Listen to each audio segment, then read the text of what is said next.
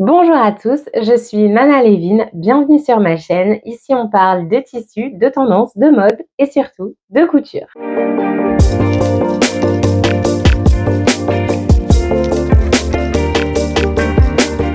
On se retrouve ici pour un tout nouveau format sur ma chaîne, encore un.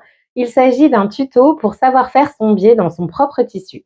Je vais vous montrer ici comment j'ai réalisé le biais qui m'a servi à ganser ma couture de taille sur une robe que j'ai réalisée récemment. Je vous fais cette vidéo à la suite de plusieurs commentaires que j'ai eus sur mon dernier bilan couture où je vous présentais ma robe bleuée et où j'avais fait les emmanchures au biais dans le même tissu.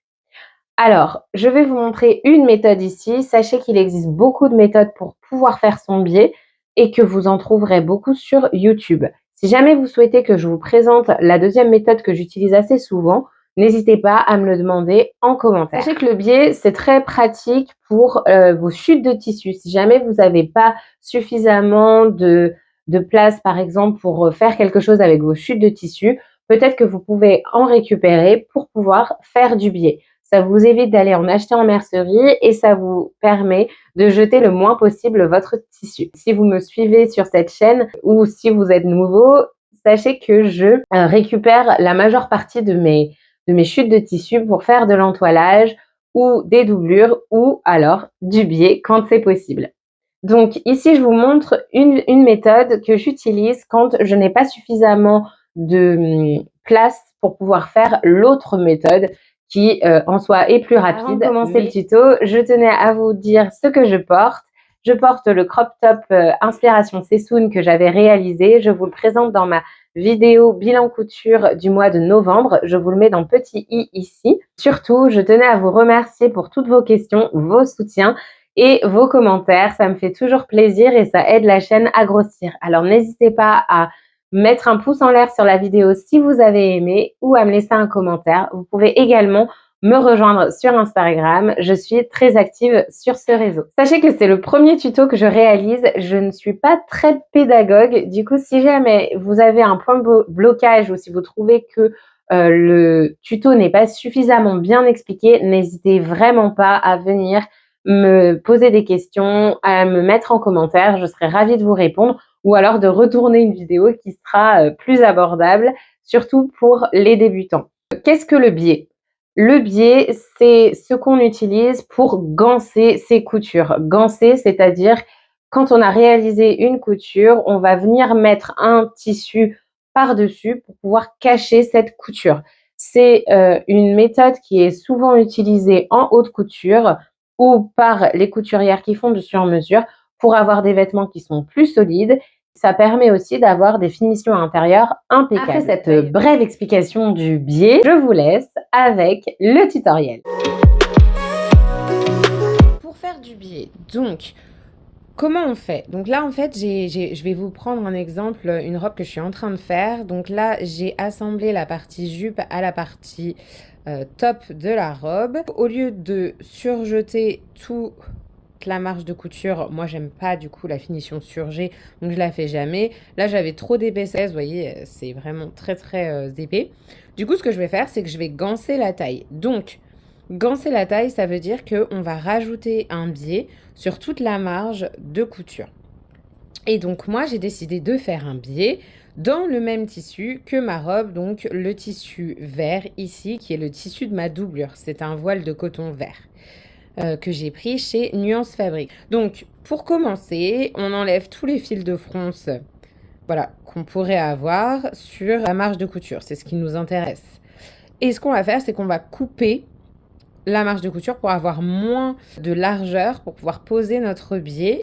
Alors c'est parti, on coupe. Je coupe en général à 0,5 du bord. Bon, je fais ça approximativement.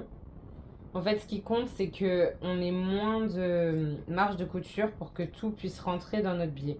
Alors faites bien attention à cette étape de ne pas couper votre jupe en même temps que de couper votre marge. Ce serait dommage d'avoir un énorme trou sur un projet qui est presque terminé dans ce cas-là. Après, on peut faire des biais plus ou moins larges. Ça dépend de ce que vous avez à ganser et de ce que vous voulez faire.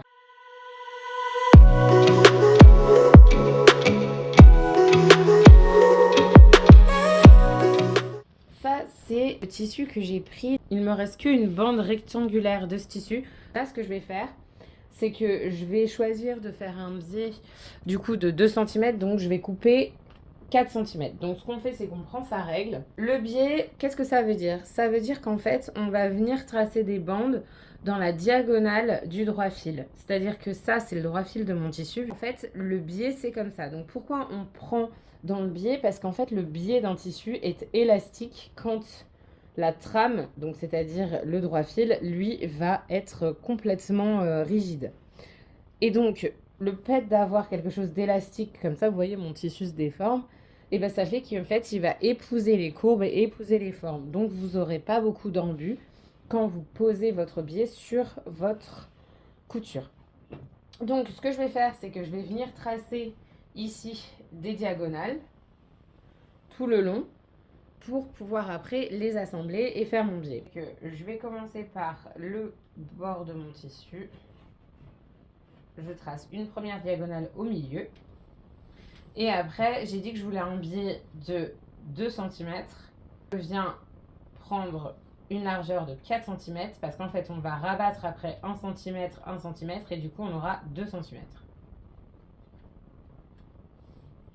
Donc, on mesure bien, histoire que notre biais fasse bien le bon nombre qu'on souhaite avoir. Et après, on trace. Ça va être ça tout du long de ma bande.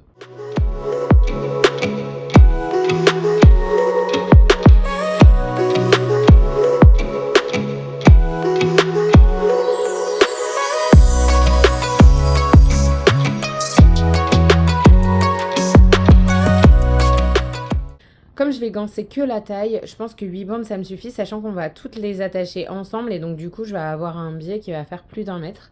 Donc ça me suffit. C'est parti pour la suite.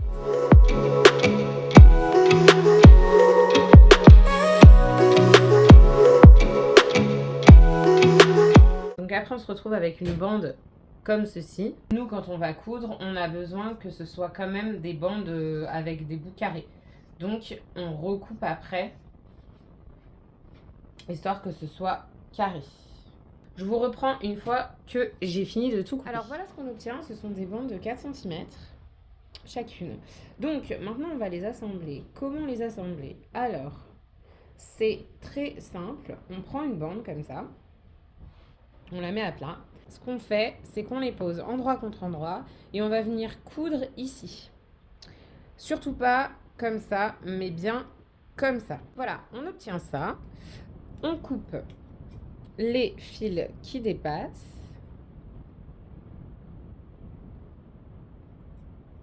Et là, on va pas garder notre biais comme ça, vous vous doutez bien. Fait, c'est qu'on coupe ici à 1 cm ou à 0,5, comme vous voulez. On enlève le surplus. On obtient une bande. Comme on a calculé, on a la bonne largeur ici et là. Elle a un taux d'élasticité qui est plus intéressant que le droit fil. Et donc, ce qui nous reste à faire maintenant, c'est d'aplatir ces marges de couture. Donc, on ouvre les marges. Comme ceci. Et voilà, on a la première étape de notre biais. Après, ce qu'on fait, c'est qu'on fait ça sur toutes nos bandes préalablement coupées.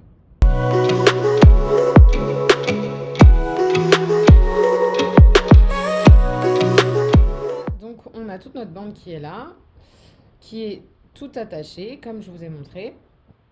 Et maintenant, ce qu'on va faire, c'est qu'on va la plier pour qu'elle ressemble à un biais. Alors moi, j'utilise ces outils-là pour faire mes biais. Personnellement, je trouve qu'ils sont vraiment hyper pratiques. Donc, je vous conseille de vous en procurer. Vous en trouvez dans toutes les merceries, sinon sur Internet. Moi, donc, j'ai acheté un set de plusieurs tailles. À l'arrière de chaque outil, on a la taille du biais qu'il va faire. Donc, lui, il fait 2,5. Lui, il fait 1,8. Donc, moi, je vais utiliser le rouge pour faire mon biais. Comme ça, j'aurai 1,8. J'ai dit que je voulais 2 cm. Et ben voilà. On est sur la bonne taille. Donc, comment on utilise cet objet? C'est très facile. Ce qu'on fait, c'est qu'on met son biais dedans. Donc, on prend l'envers du biais. Cet outil, ce qu'il va faire, c'est qu'il va préformer en fait le biais. Donc, il va retourner les deux petite bande du biais pour qu'on arrive à un biais de 1,8. Donc ce qu'on fait, c'est qu'on le met à l'intérieur comme ça et on pousse. Et si on n'arrive pas à aller jusqu'au bout, ce qui arrive très souvent, je dois vous dire que pour insérer le biais dedans, ce n'est pas très pratique. Une fois que je l'ai fait ressortir, le biais, il est déjà préformé. Vous allez me dire, il va jamais rester comme ça. C'est vrai. Ce qu'on va faire, c'est que on va venir avec le fer fixer notre biais. Cette épingle qui nous avait servi avant à faire ressortir le tissu. Là, il est fixé ici à ma table à repasser avec la petite épingle. On prend la languette de l'outil ici. On prend notre fer et hop, on va venir passer le fer tout en tirant avec notre petit outil. Et voilà, ça a formé le biais. Et donc ça, on va le faire sur toute la longueur qui nous reste ici. On se retrouve pour coudre la première partie du biais. On le place sous son pied presseur. On n'oublie pas de prendre son pied double entraînement si on est sur une matière qui est épaisse, type gabardine, jean, ce genre de choses. On passe bien notre aiguille sur la couture qui est ici.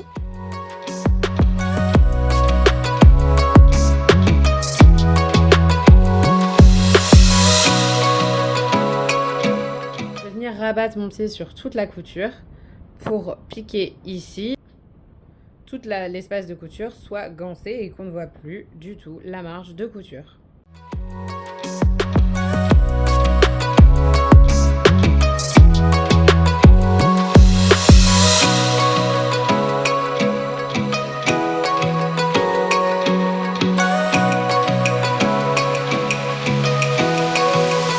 Et voilà ce que ça donne une fois qu'on a tout piqué. Hop. Donc toute la marge est enfermée.